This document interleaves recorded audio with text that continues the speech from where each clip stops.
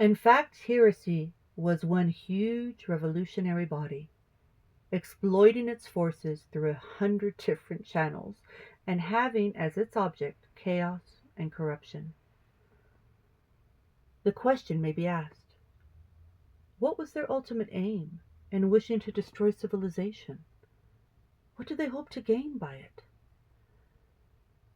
Precisely the same queries have been put and are put today with regard to these political parties.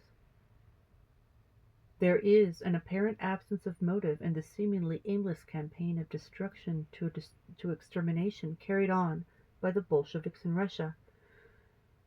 which has led many to inquire what the objective can possibly be. So unbridled are the passions, so general the demolition, so terrible the havoc, that hard-headed individuals argue that so complete a chaos and such revolting outrages could only be effected by persons who were enthusiasts in their own cause and who had some very definite aims thus positively to pursue. The energizing forces of this fanaticism, this fervent zeal, do not seem to be any more apparent than the end. Hence, more than one person has hesitated to accept accounts so alarming of massacres and carnage, or wholesale imprisonments, tortures, and persecutions, and has begun to suspect that the situation may be grossly exaggerated in the overcharged reports of enemies and the highly colored gossip of scaremongers. Nay, more partisans have visited the country and returned with glowing tales of a new utopia. It cannot be denied that all of this is a very clever game. It is generally accepted that very policy, neither an individual, nor a junto,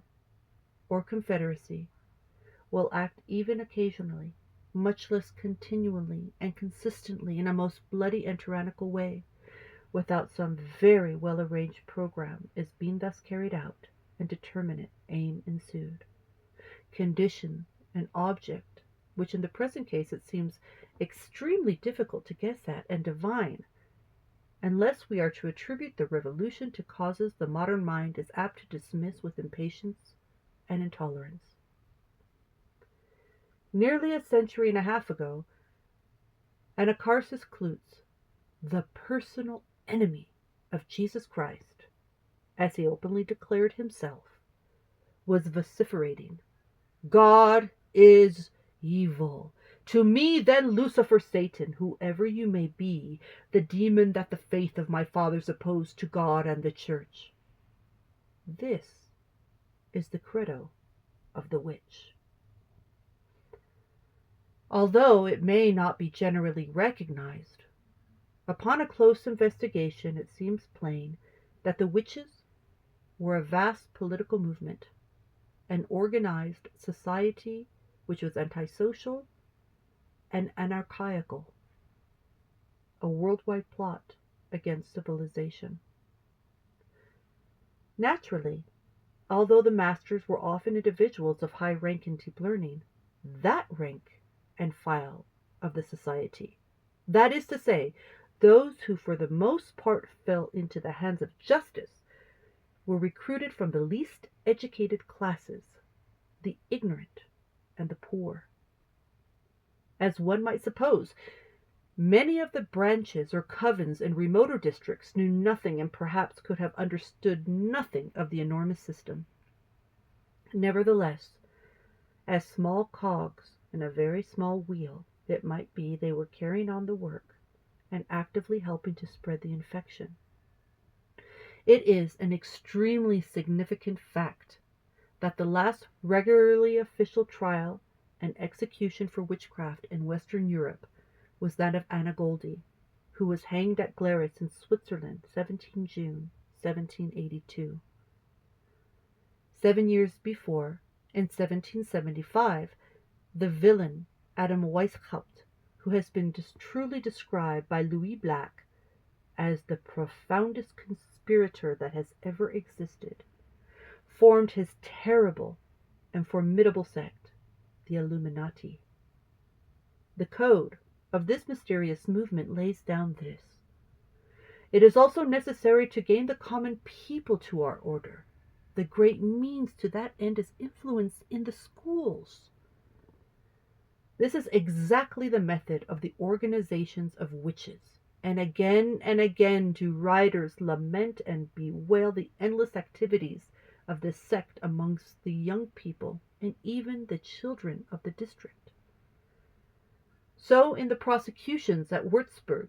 we find that there were condemned boys of 10 and 11, 2 choir boys aged 12, a boy of 12 years old in one of the lower forms of the school, the 2 young sons of the prince's cook, the eldest 14, the younger 12 years old, several pages and seminarists,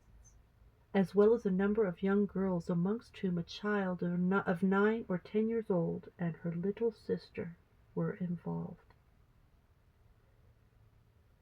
The political operations of the witches in many lands were at their trials exposed time after time, and these activities are often discernible, even when they did not so publicly and prominently come to light.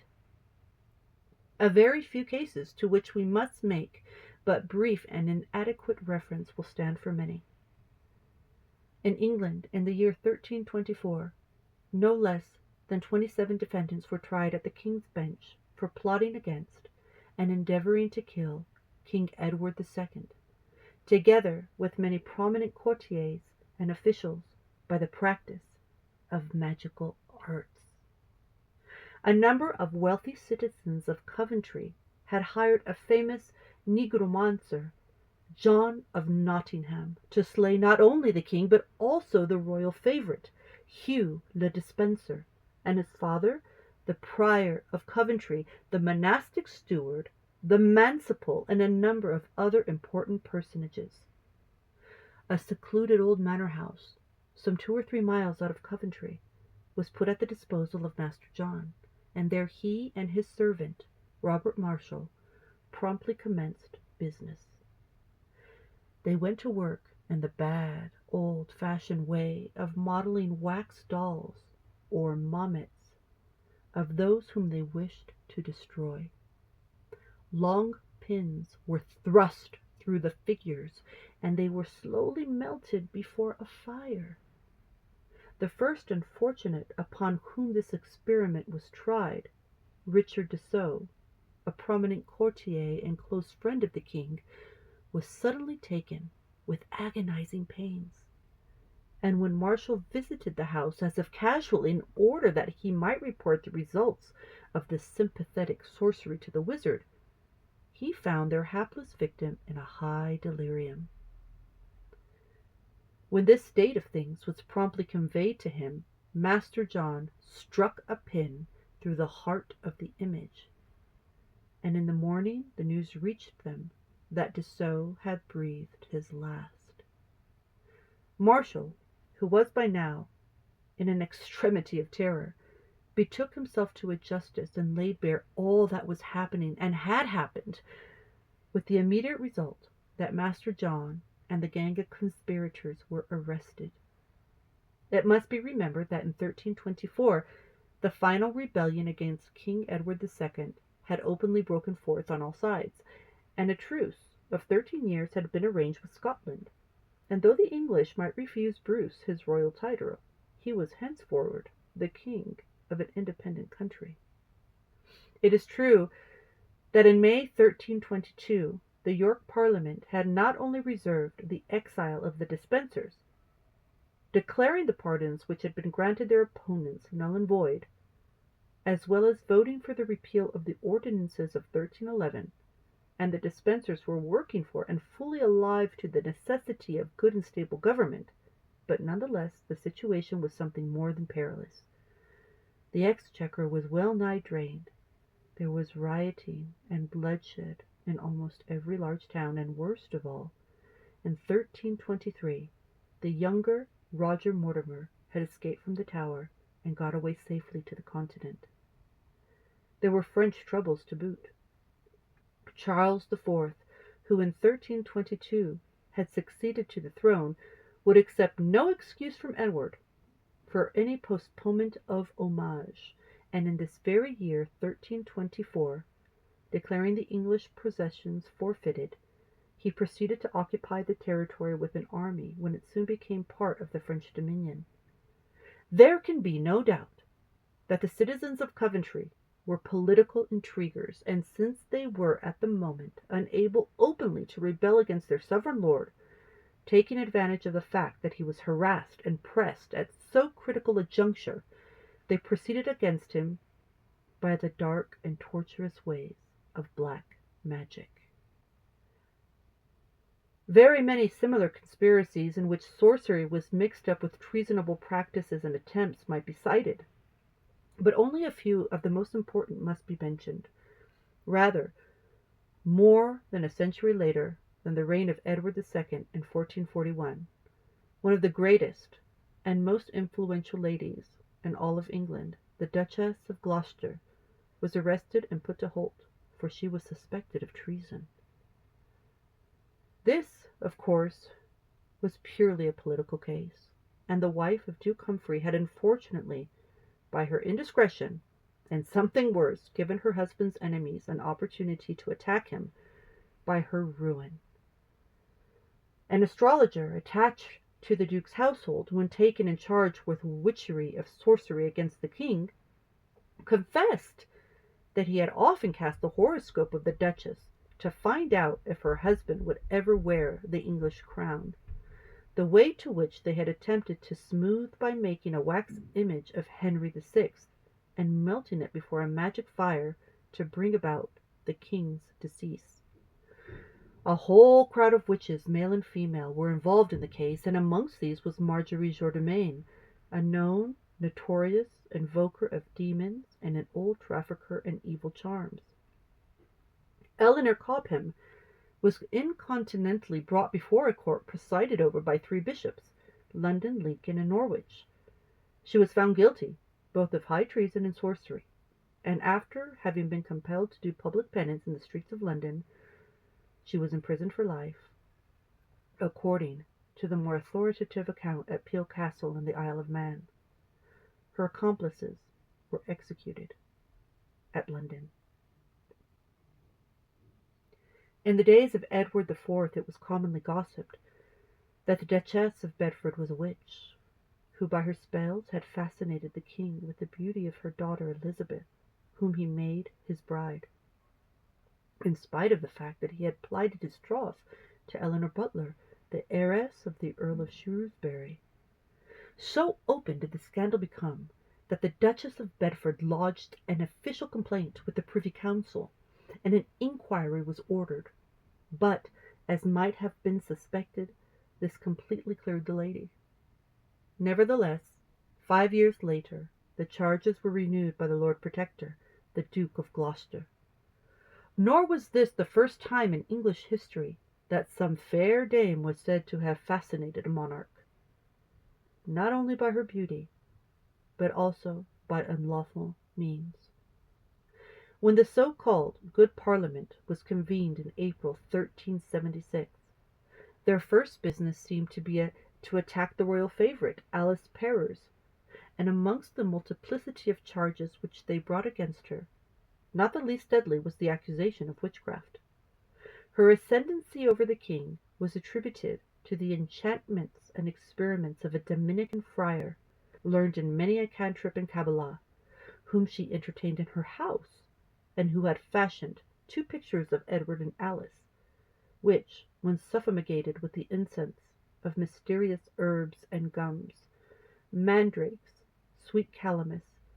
caryophyllae, storax, benzoin, and other plants plucked beneath the full moon, what time Venus was in ascendant, caused the old king to dote upon this lovely concubine. With great difficulty, by a subtle ruse, the friar was arrested, and he thought himself lucky to escape with relegation to a remote house under the strictest observance of his order, whence, however,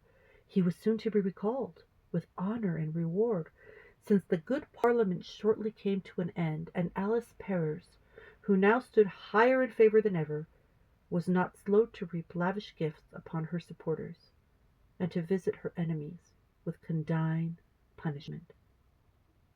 It is often forgotten that in the troublous days of Henry VIII the whole country swarmed with astrologers and sorcerers,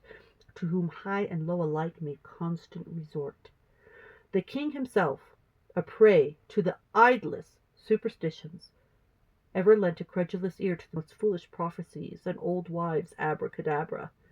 When, as so speedily happened, he wearied of Anne Boleyn, he openly gave it as his opinion that he had made this marriage seduced by witchcraft, and that was evident, because God did not permit them to have any male issue.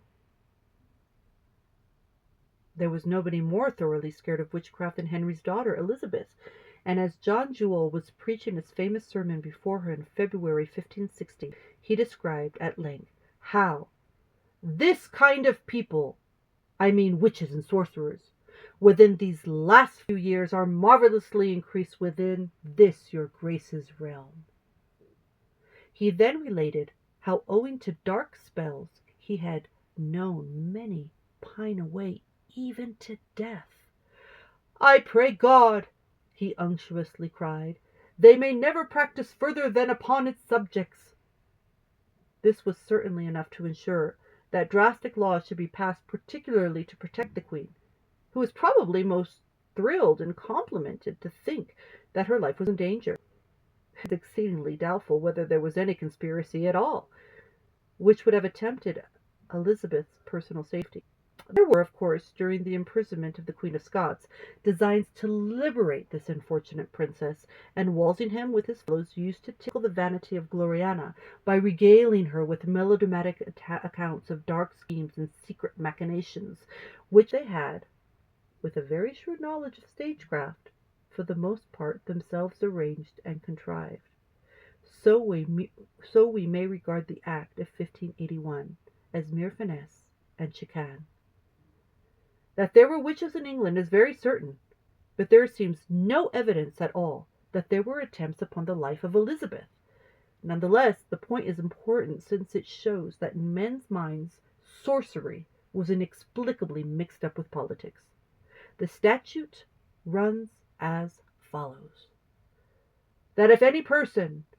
during the life of our said sovereign lady the Queen's Majesty that now is, either within her Highness' dominions or without, shall be setting or erecting any figure, or by casting of nativities, or by calculation, or by any precising witchcraft, conjuration, other like unlawful means whatsoever, seek to know, and shall set forth by express words, deeds, or writings, how long her Majesty shall live, or who shall reign a king or queen of this realm of England after her Highness' decease, that then every such offence shall be felony, and every offender therein, and all his aiders, shall be judged as felons, and shall suffer pain of death and forfeit, as in case of fee used with any benefit of clergy or sanctuary.